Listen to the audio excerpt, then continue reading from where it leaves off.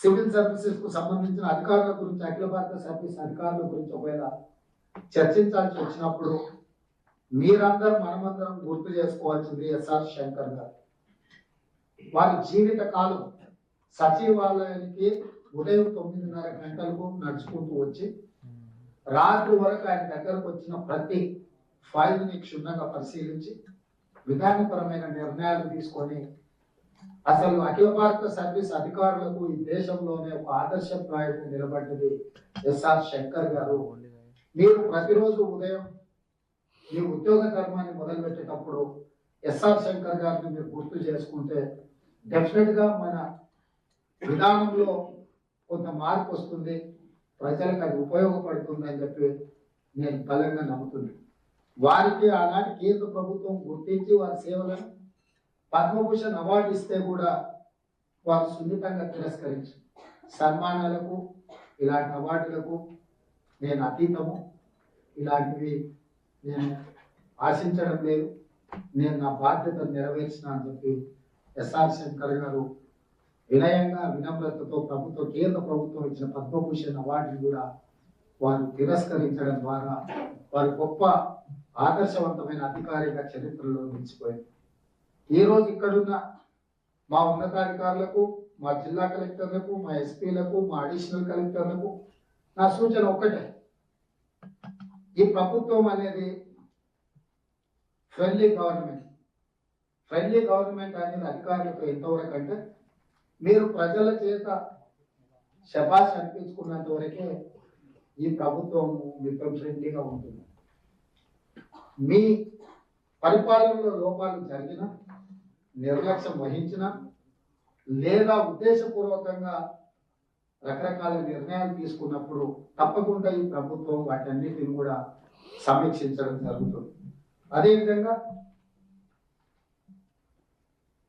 మనం చాలా సందర్భాలలో కొన్ని ప్రత్యేకమైన అంశాలు మన దృష్టిని ఆకర్షిస్తాయి. కొంతకాలం పనిచేసిన అధికారులు వాళ్ళు బదిలీ అయినప్పుడు, ఎందుకంటే మీరు వివిధ రాష్ట్రాలలో పుట్టి పెరిగి అఖిల భారత సర్వీస్లో మీరు పోటీ పరీక్షలు రాసి మీరు ఐఏఎస్లుగాను ఐపీఎస్లుగాను సెలెక్ట్ అయ్యి తెలంగాణ రాష్ట్రాన్ని మీరు కోరుకొని ఇక్కడికి వచ్చిందంటే రాబోయే మీ జాయినింగ్ నుంచి మీ రిటైర్మెంట్ వరకు మినిమం 35 years మీరు ఇక్కడ రాష్ట్రంలో మమేకం అయిపోయి ఈ రాష్ట్రంలో పౌరులలాగా మీరు కూడా ఇక్కడ ఒక బాధ్యత తీసుకొని ఈ రాష్ట్ర నిర్మాణంలో అత్యంత కీలక పాత్ర పోషించడానికి మీరు ఈ రాష్ట్రానికి వచ్చారు. మాది వేరే రాష్ట్రమను, మా భాష వేరేను మీరెవరు భావించవలసిన అవసరం లేదు. మేమెవరం కూడా మిమ్మల్ని ఆ రకంగా డిఫరెన్షియేట్ చేసి మేము చూడదలుచుకోలేదు. మీరు స్థానిక ప్రజల భాష తెలుసుకోండి, ప్రజల మనసును గెలవండి.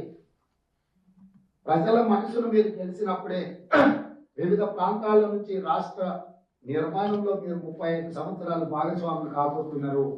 అంటే ప్రజలు అనుకున్న ప్రభుత్వాలు ప్రతి 5 సంవత్సరాలకు పోటీ పరీక్షకు నిలబడాలి, కానీ మీకు మాత్రం 35 సంవత్సరాలు కేటగారికల్గా మిమ్మల్ని ఎంపవర్ చేస్తుంది భారత ప్రభుత్వం.